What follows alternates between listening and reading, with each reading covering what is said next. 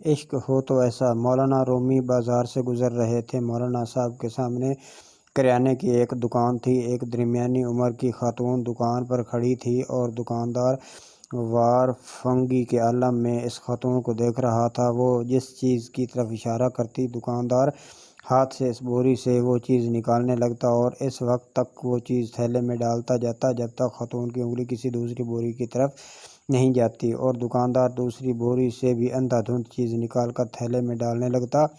یہ عجیب منظر تھا۔ دکاندار وارفنگی کے ساتھ گاہک کو دیکھ رہا تھا اور گاہک انگلی کے اشارے سے دکاندار کو پوری دکان میں گھما رہا تھا، اور دکاندار الادین کے جن کی طرح چپ چاپ اس کے حکم پر عمل کر رہا تھا۔ خاتون نے آخر میں لمبی سانس لی اور دکاندار کو حکم دیا، چلو بس کرو، آج کی خریداری مکمل ہوئی۔ دکاندار نے چھوٹی چھوٹی تھیلیوں کے منہ بند کیے، یہ تھیلیاں بڑی بوری میں ڈالیں، بوری کندھے پر رکھی اور خاتون سے بولا، چلو زبیدہ، میں سامان تمہارے گھر چھوڑ آتا ہوں۔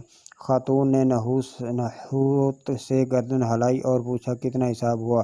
دکاندار نے جواب دیا، زبیدہ، عشق میں حساب نہیں ہوتا۔ خاتون نے غصے سے اس کی طرف دیکھا، واپس مڑی اور گھر کی طرف چل پڑی۔ دکاندار بھی بوری اٹھا کر چپ چاپ اس کے پیچھے چل دیا۔ مولانا صاحب یہ منظر دیکھ رہے تھے۔ دکاندار خاتون کے ساتھ چلا گیا تو مولانا صاحب دکان کے تھڑے پر بیٹھ گئے اور شاگرد گلی میں کھڑے ہو گئے۔ دکاندار تھوڑی دیر بعد واپس آ گیا۔ مولانا صاحب نے دکاندار کو قریب بلایا اور پوچھا، یہ خاتون کون تھی؟ دکاندار نے ادب سے ہاتھ چومے اور بولا، جناب، یہ فلاں امیر خاندان کی نوکرانی ہے۔ مولانا صاحب نے پوچھا، تم نے اسے بغیر تولے سامان باندھ دیا، پھر اس سے رقم بھی نہیں لی، کیوں؟ دکاندار نے کہا کہ مولانا صاحب، اس کا عاشق ہوں، اور انسان جب کسی کے عشق میں مبتلا ہوتا تو پھر اس سے حساب نہیں کر سکتا۔ دکاندار کی یہ بات سیدھی مولانا صاحب کے دل پر لگی۔ وہ چکرائے اور بے ہوش ہو کر گر پڑے۔ شاگرد دوڑے، مولانا صاحب کو اٹھایا، ان کے چہرے پر عرق گلاب چھڑکا، ان کی ہتھیلیاں پاؤں رگڑے۔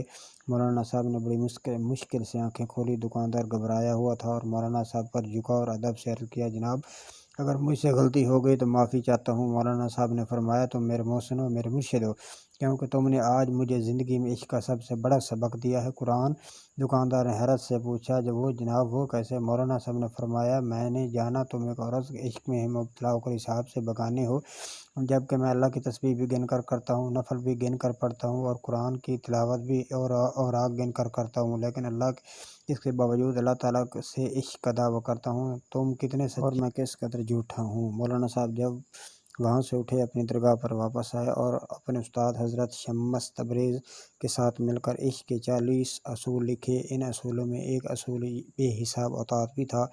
یہ مولانا روم تھے اور یہ پوری زندگی اپنے شاگردوں کو بتاتے رہے کہ اللہ تعالیٰ نے ہمیں نعمتیں دیتے ہوئے حساب نہیں کیا، چنانچہ تم بھی اس کا شکر ادا کرتے ہوئے حساب نہ کیا کرو۔ اپنی ہر سانس کی تار اللہ کے شکر سے جوڑ دو، اس کا ذکر کرتے وقت کبھی حساب نہ کرو، یہ بھی تم سے حساب نہیں مانگے گا، اور یہ کل الہی